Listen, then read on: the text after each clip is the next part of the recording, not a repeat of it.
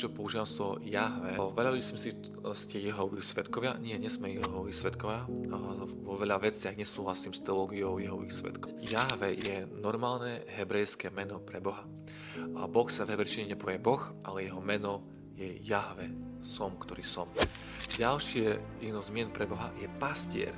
On je dobrý pastier, ktorý sa stará o svoje ovečky, ktorý dokonca dáva svoju dušu za ovečky, aby ich zachránil. Teda Boh je pastier tvojej duši, ktorý sa o teba stará a vedie ťa. Ďalšie z jeho meno je El Olam, Boh vekov. Toto meno zdôrazňuje tiež Božiu večnosť a trvanlivosť.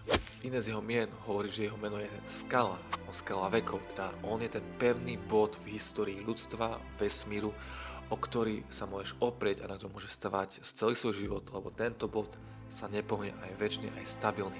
Veľa ľudí dáva svoju istotu do peňazí, do investícií, do majetkov alebo do rôznych iných vecí, ale chcem ti povedať, že najväčšia istota na svete nie sú ľudia ani náboženstvo, ale sám Boh.